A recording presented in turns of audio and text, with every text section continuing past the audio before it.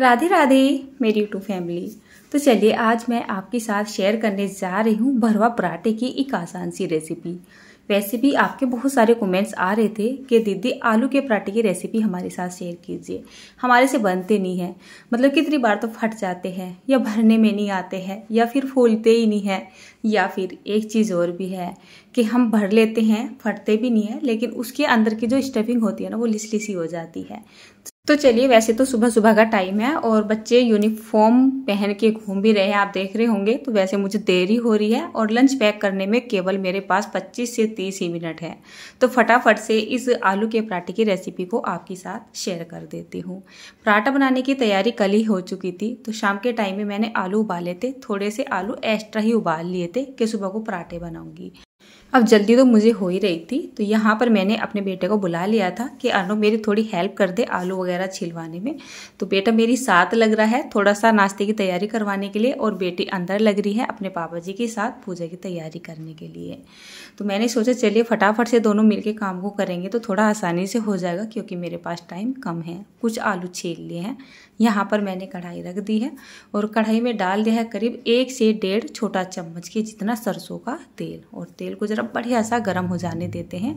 यहाँ पर 1 छोटा चम्मच जीरा और 2 छोटा चम्मच के जितने साबुत धनिया डाल देंगे और थोड़ा सा हींग भी डाल देंगे, और इस तड़के को जरा बढ़िया सा भून लेंगे। उसके बाद ये आलू डाल देंगे। 2-4 आलू अभी रह भी रहे हैं, अर्नव छील रहा है, उनको मैं बाद में डाल दूंगी। तो हमें क्या करना है, अब कर देना है गैस को ऑफ और इसको अच्छे से मिक्स कर लेना है। तो देखिए इस तरीके से। तो हम यहाँ पर कोई भी मिर्च मसाला नहीं डालेंगे, ठीक है ना। इसको बस ऐसे ही हल्का सा फ्राई कर लेते हैं, और फ्राई करने के बाद इसको आंच के ऊपर से उतार लेंगे। उसके बाद यहाँ पर मिर्च मसाले डालने शुरू करेंगे। हल्का सा ठंडा कर लेंगे, आलू ज़्यादा गर्म होंगे तो धनिया यहाँ पर ना पक सा जाएगा। हल्का सा ठंडा करने के बाद मैंने यहाँ पर धनिया कट कर दिया है। सर्दियाँ शुरू सी हो चुकी है, अब धनिया मेरे घर पे मिल ही जाया करेगा। आप बोलते हो ना कि दीदी आप हरा धनिया नहीं डालते हो, तो जब मेरे घर में होता है तो मैं ज़रूर से डाल लेती हूँ।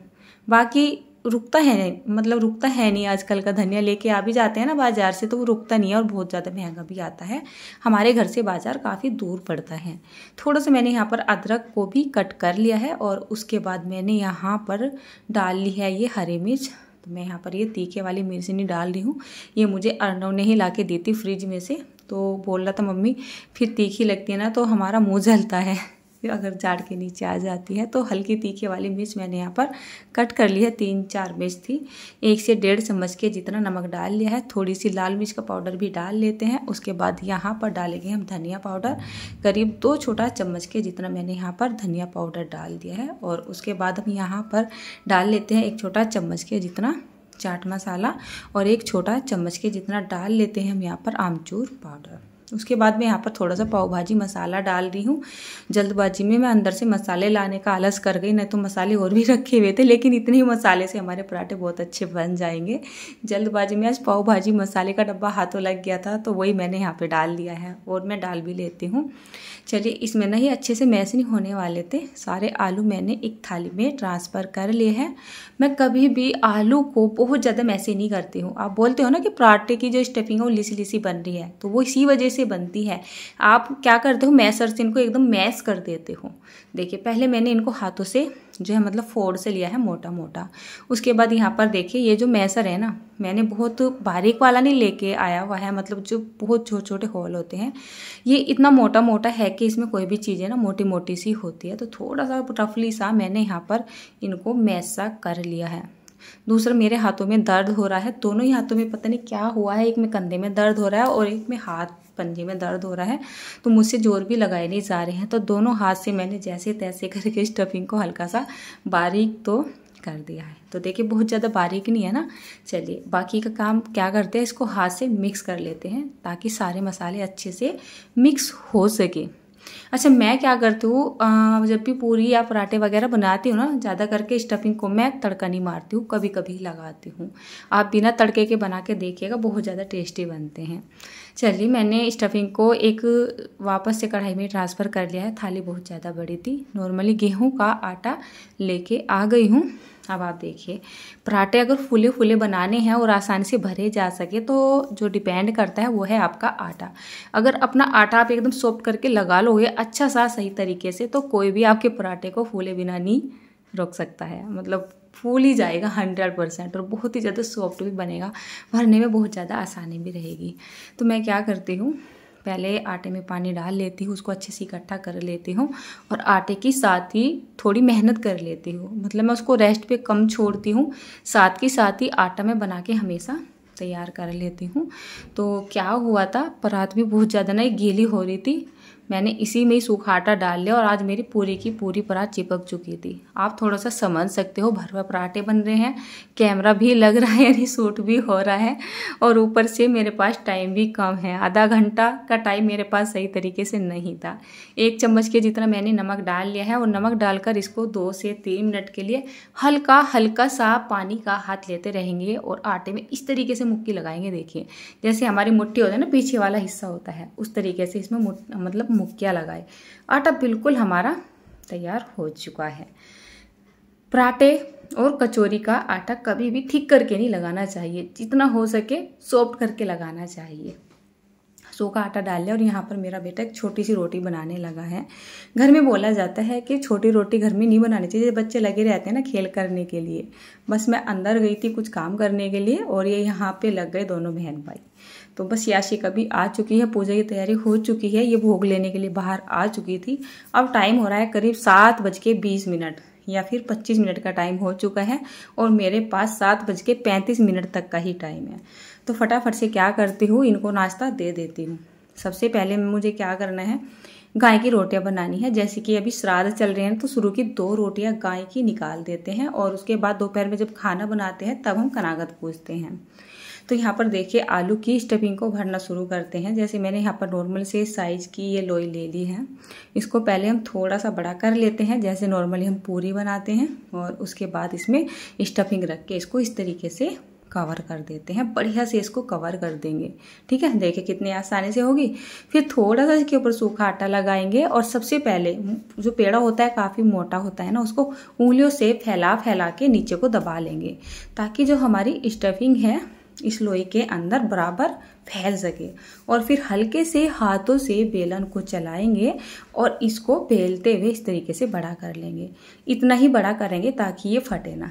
देखिए, ना इधर से फटी है ना इधर से फटी है। तवे को मीडियम सा गर्म कर लेंगे और इसको यहाँ पे डाल देंगे। अब हमें सेकना है यहाँ पर पराठा, तो गैस का फ्लेम एकदम हाई कर देंगे। 10-20 सेकंड के लिए इसको सीखने देंगे, फिर इसको पलट देंगे। उसके बाद जो भी आप अपने घर में खाते हैं, घी या तेल वगैरह जो भी खाते हो, इस पर इस तरीके से लगा देंगे और पलट के फिर इसको दूसरी तरफ से घी या तेल लगा के इस तरीके से सेकेंगे। अब प्रोसेस चलता है इसको फुलाने का। फुलाने के लिए वैसे तो पराठा ऑटोमेटिक फूल जाता है, लेकिन अगर किसी वजह से आपका पराठा नहीं फूलता है तो देखिए आपको क्या करना है, इसको हल्का हल्का सा दबाते रहना है। और जैसे जैसे आप इसको दबाते चले जाओगे, एक तो आपका पराठा चारों ही तरफ से मतलब सर्किल आकार में बराबर से सीखेगा और दूसरा ये फूलता भी आएगा। तो ये देखिए, तो मेरे तो अक्सर ज़्यादा करके पराठे ऐसे ही फूलते हैं। कभी कभी जल्दबाजी में अगर आटा वाटा मेरा सही नहीं लगा है तो उसकी वजह से तो मैं बोल नहीं सकती हूँ कि मेरे पराठे ना फूले, नहीं तो मैं किसी भी चीज़ के पराठे बना लूँ।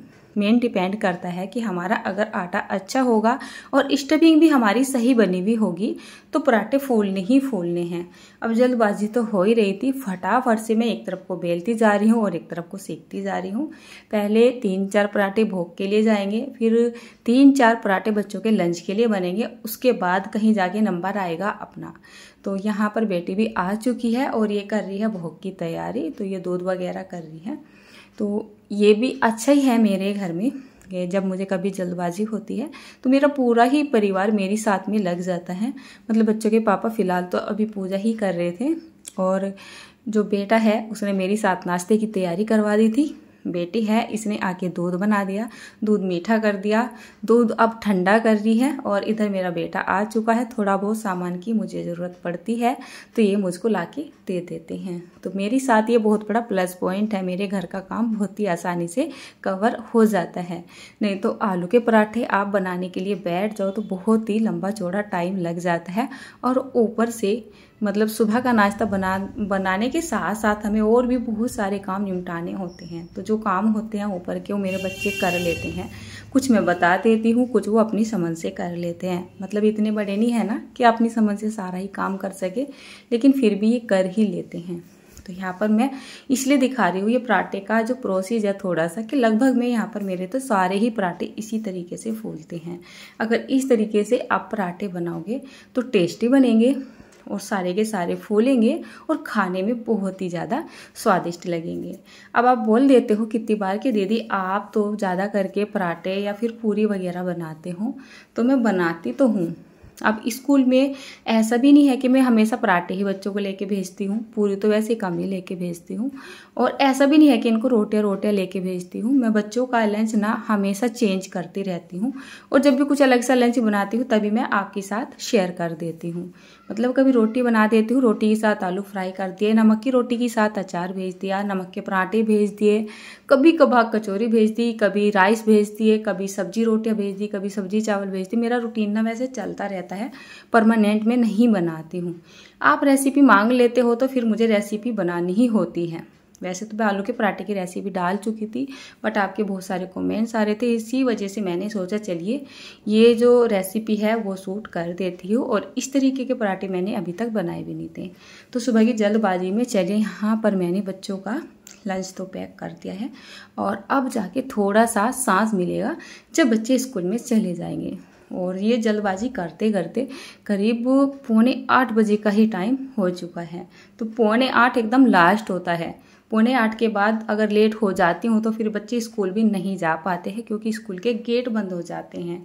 तो चलिए बच्चे स्कूल में जा चुके हैं, और अब मैंने भी अपने लिए पराठे बना ही लिए थे। मेरे हस्बैंड पराठे नहीं खाएंगे क्योंकि वो पराठे वगैरह कम खाते हैं, उनके लिए मैं चपातियाँ बनाऊंगी। तो वो जो स्टफिंग मैंने बनाई थी ना, इसी से खा लेंगे। अच्छा, मेरा काम चलता है चाय के साथ। मैं पराठे, कचौड़ी, पकौड़ी किसी और चीज़ के साथ खाना पसंद नहीं करती हूँ, मतलब दही वगैरह के साथ या चटनी वगैरह के साथ। मुझे चाय के साथ ही ये सब कुछ खाना अच्छा लगता है। तो चलिए यहाँ पर मेरा नाश्ता भी तैयार हो चुका है, और जल्दबाजी में मैंने गिलासी तो भर ली थी चाय के साथ, और गिलासी गर्म हो चुकी थी, मेरा हाथ जल गया है। तो राधे राधे दोस्तों, मिलती हूँ एक और प्यारी सी रेसिपी में।